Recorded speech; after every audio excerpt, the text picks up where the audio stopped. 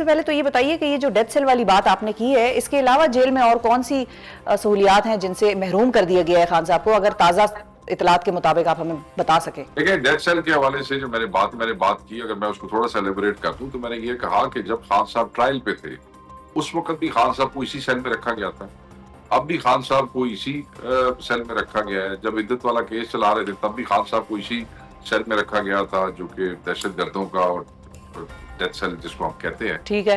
तो मैं ये एक्सप्लेन कर रहा था कि ये जो डिस्क्रिमिनेशन हो रही है इमरान खान की जात के अगेंस्ट, बहुत से साबका वज़राए आज़म यहाँ पे आए रहे मगर उनके साथ ये सलूक नहीं किया गया जो इमरान खान साहब के साथ किया जा रहा है। खान साहब की अखबारें रोक दी जाती हैं, फिर हमें अदालत में जाना पड़ता है, अदालत से हुक्म लेते हैं, फिर खुलती हैं। खान साहब बुक्स पढ़ने के बहुत ज्यादा वो है, खान साहब को बुक्स जो है बहुत पढ़ने का वो है, तो वो हम बुक्स लेते हैं तो कई दफा बुक्स रोक देते हैं, हमें उसके लिए फिर अदालत में जाना पड़ता है, फिर हम अदालत से वो लेके आते हैं। अभी ये तो मैं सिचुएशन एक्सप्लेन कर रहा था कि ऐसे होता है। ठीक है। हमारे लिए इस वक्त फिलफौर सबसे बड़ा इशू है कि उनके दोस्तों, उनके रफ़क़ाए कार, उनकी सियासी पार्टी से मुतल्लिक़ लोगों की मुलाकातें बंद की गई हैं। पिछले 6 महीने से मुलाकातें नहीं करवाई जा रही हैं। अदालत का हुक्म था कि ट्यूसडे एंड थर्सडे को उनकी फैमिली, वकला के रफ़क़ाए कार उनसे मिला करेंगे, मगर वो जो सियासी दोस्तों की मुलाकातें हैं वो 6 महीने से नहीं हो रही है। एक दफा 2 दफा बीच में वो निगोशिएशंस कमेटी को आपके उस मुज़ाकरात के ढोंग के खाते हुए कंट्रोल्ड सी एनवायरनमेंट में मुलाकात कराई गई थी। आप ये देखें कि अदालत ने हुक्म दिया हुआ है कि खान साहब को हर हफ्ते उनके बच्चों से बात कराई जाए।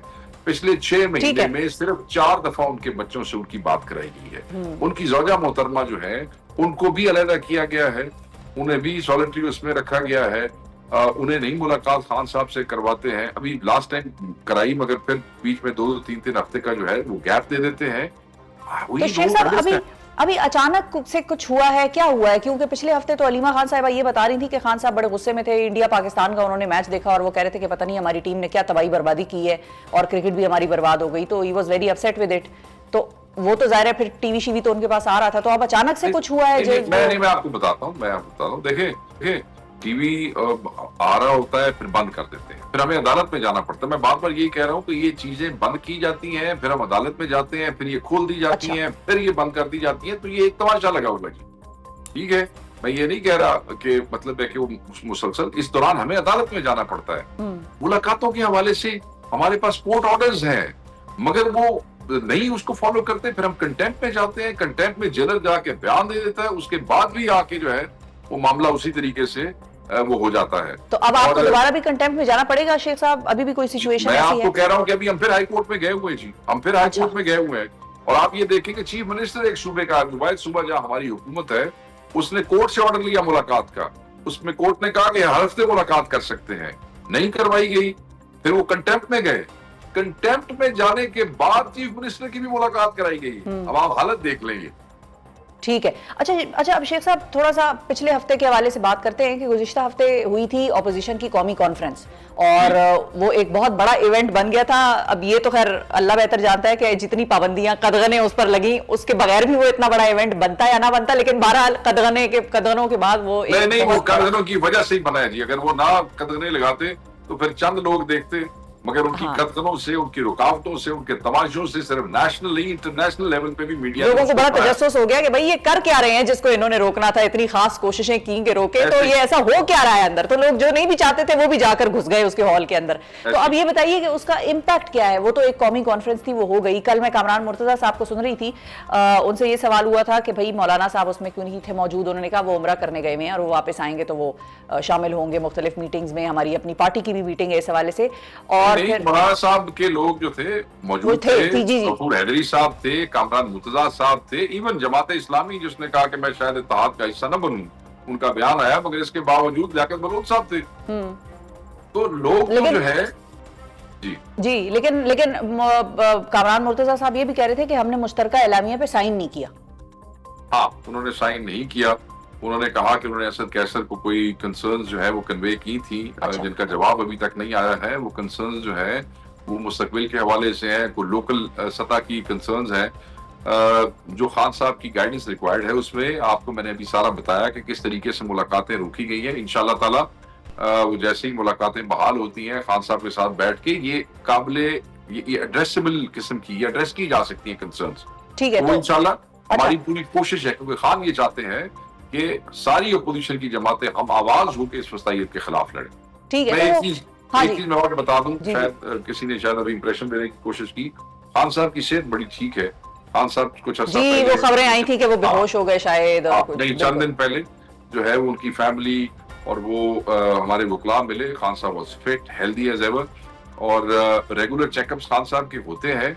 हमारी सिर्फ डिमांड ये है कि रेगुलर चेकअप्स के अंदर वो जो हर कैदी का महीने 2 महीने बाद होता है, उसमें हमारा जाती मॉलेज भी डाल दिया जाए। तो हम उसके लिए कोर्ट में पहले भी गए थे, अब दोबारा कोर्ट में जा रहे हैं। ठीक है, बिल्कुल सही है। अच्छा, coming back to the concerns के जेयूआई ने आप लोगों को कंसर्न्स का कुछ बताया और असद कैसर साहब को कुछ बताया, कुछ आपके पास अगर डिटेल्स हैं तो आप शेयर कर सकेंगे विदाउट डाइवल्जिंग द डिटेल्स के, मतलब ब्रॉडर कंसर्न्स हैं क्या उनके जिस पे आप लोगों ने उनको मुतमईन करना है? सियासी पार्टियां जो होती है उनके स्टेट्स होते हैं पॉलिटिक्स के अंदर, हो सकता है वो कंसर्न्स उनकी इस हवाले से हो, और उसमें फिर क्योंकि वो जिस सूबे से ताल्लुक रखते हैं, हमारी वहीं पे हुकूमत है, उनका हल्का वहीं पे है, तो वहां से उनके लोकल कंसर्न्स हो सकते हैं।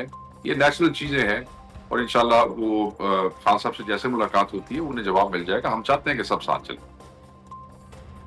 ठीक है। अच्छा, अब शेख साहब एक और चीज भी है कि अब जाहिर है स्ट्रेटजी पे बात होगी, मुख्तलिफ जमातें हैं तो हर एक की मुख्तलिफ स्ट्रेटजी होगी, हर एक का अपना एक माइंडसेट होगा। शायद खाकान अब्बासी साहब आए हमारे प्रोग्राम पे तो उनका जहन ये था कि आखिरी हरबा होना चाहिए सड़कों का एहतजाज, उससे पहले आप इसी तरह एक प्रेशर बिल्ड करते हैं, मोमेंटम बिल्ड करते हैं। लेकिन साढ़े वास्ते तो देखो जी, हाँ जी, साढ़े वास्ते तो आखिरी हरबा हो जाता है ना। हमें तो ये पार्लियामेंट से अगवा कर लेते हैं, हमें हमारे घरों में घुस जाते हैं। देखे ना किसके लिए आते, हमारे तो ये घरों में घुस जाते हैं, वहां तोड़ते हैं चीजें, हमारे बंदे उठा लेते हैं।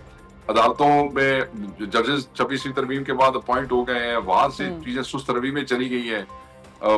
हमारे हक में बोलने वाली आवाजें ऑफ एयर कर दी जाती हैं, एंकर हटा दिए जाते हैं। साढ़े वास्ते तो फिर आखिरी हरबा आया पे है ना जी। ठीक है, आपके लिए आखिरी हरबा आया पे है। अब प्रॉब्लम ये है कि आप उनको अपने आखिरी हरबे पे लेके आएंगे या वो आप लोगों को अपने पहले हरबे पे लेके जाएंगे, जो कि है नॉन एहतजाज। शिफा, जब इस किस्म के अलायंसेस बनते हैं तो देन आप you are bound by some kind of a discipline. तो ऑब्वियसली हम उस इत्तेहाद में जो बनाना चाह रहे हैं, जो शेप ऑफ अभी होना है, अपनी असल शेप में आना है, उसमें we are the biggest party, हुजम के हवाले से, सीटों के हवाले से, अपने हिसाब से। तो उसमें ऑब्वियसली उनका क्वेश तो होता है, मगर then you are bound by discipline, जहां पे इतनी सारी पार्टी इकट्ठी होती है तो फैसले मुश्तरका होते हैं।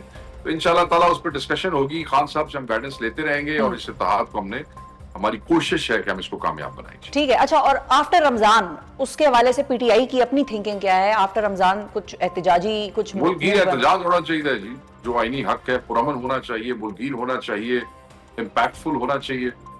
ठीक है, ठीक है। अच्छा, और फाइनली ये बताइए कि परवेज खटक साहब को जब काबीना में शामिल किया गया तो आप लोगों का क्या रद्द अमल था? वर यू एक्सपेक्टिंग कि यही होगा? नहीं, हमें कुछ अर्सा पहले बताया गया था कि जरा ये कहते हैं, ठीक है ना जी, कि इसने उनको कहीं ब्लैकमेल किया। जब तुमने मुझे इलेक्शन मेरे साथ तुम आने के लिए, वो मैं सब बता दूंगा अगर तुमने मुझे कैबिनेट में नहीं लिया तो। अच्छा, क्या परवेज खटक साहब ने शहबाज शरीफ साहब को ब्लैकमेल किया था? मैं ये कहूंगा कि मेरे जरा ये कहते हैं, वो उसकी क्रेडिबिलिटी जो है वो आप भी कंफर्म कर सकती हैं। वो ये कहते हैं कि जब इन्हें इलेक्शन 8 फरवरी का हुआ तो इन्हें पीटीआई तोड़ने, पीटीआई के बंदे तोड़ने और केपीके के अंदर लॉन्च किया गया। बड़ी मार पड़ी इनको, नाकाम हो गए।